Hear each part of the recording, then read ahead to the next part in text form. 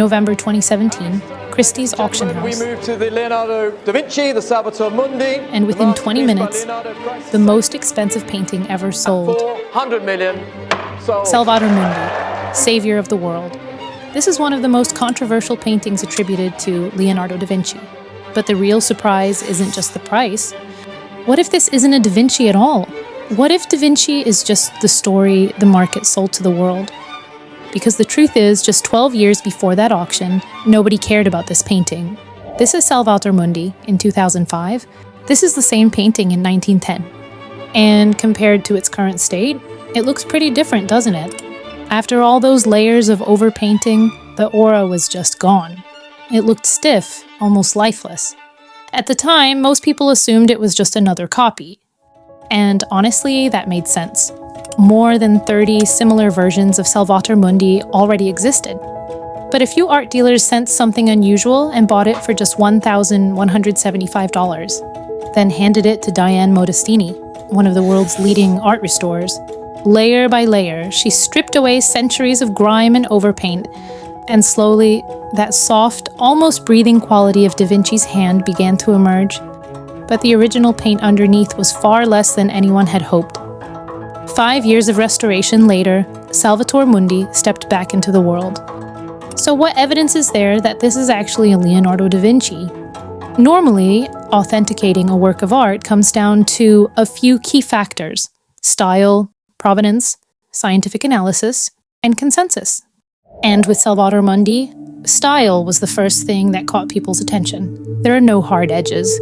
The boundaries just dissolve, like smoke, creating this strange sense of air and depth. That's sfumato, Da Vinci's signature technique. And this technique shows up across many of Da Vinci's works. One of the most famous examples is the Mona Lisa, around the mouth, the eyes, and along the cheeks and jaw. Supporters say you can feel the same breath in Salvator Mundi. That's why some people call it the male Mona Lisa. What do you think? Can you feel that same presence? Another thing people point to is the watery hair. Da Vinci compared hair to water. He believed curly hair moved in the same way flowing water swirls and twists. And if you compare it to the hair in St. John the Baptist, you can feel that same soft, delicate touch. Each strand flowing, almost alive. What the X-ray revealed was even more telling. Traces showing the fingers had been moved. That's called pentimenti. And that only happens when someone is actually working through it, second-guessing themselves, reworking as they went. On top of that, the materials match what was commonly used in 15th century Italy. At this point, it really does start to feel like a Da Vinci. But the counter-arguments are just as compelling. Look at Da Vinci's other figures. There's a slight twist, a sense of movement, like the body is alive and breathing. But only this figure faces directly forward. It feels still, almost rigid. That simply doesn't feel very Da Vinci. And remember, he wasn't just a painter, he was a scientist. His paintings usually show an incredible understanding of the human body, but these two hands feel very different. Look at this up close. This hand looks alive, every tendon, every knuckle. But now look at the hands in Salvator Mundi. It feels softer, almost smudged. And if you look closely at the crystal orb, the questions only grow bigger. The fabric behind it passes straight through. No distortion, no refraction, nothing. It's hard to believe a scientist like him just missed that. Then again, some researchers say if the orb was hollow glass, this is exactly how it would look, but not everyone is convinced. Which is where the workshop theory comes in. In Renaissance Italy, it was completely normal for a master and his students to collaborate. In his workshop, there were several students. Among them were Salai, often mentioned as the model for St. John the Baptist, and Boltraffio, considered one of the most skilled painters in the studio. Some believe his students may have painted most of the work, and Da Vinci came in at the end, adding a few finishing touches. That would explain the awkward hand and the rigid composition, even the unnatural-looking crystal orb. There's also an issue with the provenance. Between the 17th and 19th centuries, the whereabouts of this painting are largely unknown, and in provenance, continuity is key. And here there's a pretty significant gap. But that's not even the biggest problem. Remember what this painting looked like before restoration? It had suffered serious damage, and during the major restoration, a significant part of it may have been repainted.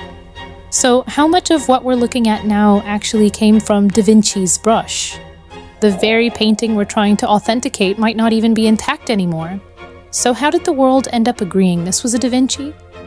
In 2011, right after the Salvator Mundi was restored, the National Gallery in London exhibited it as a work by Leonardo da Vinci. One of the most respected museums had effectively endorsed it. The authority followed, the momentum built. Then in 2017, Christie's branded it the Last da Vinci. The press ran with it. The market went wild, driving it to a world record. But here's the thing. None of the doubts surrounding this painting ever truly disappeared. Because even expert consensus, one of the key standards for authentication, can be sometimes shaped by authority, interpretation, and trust. World-renowned museums, leading art historians, big auction houses.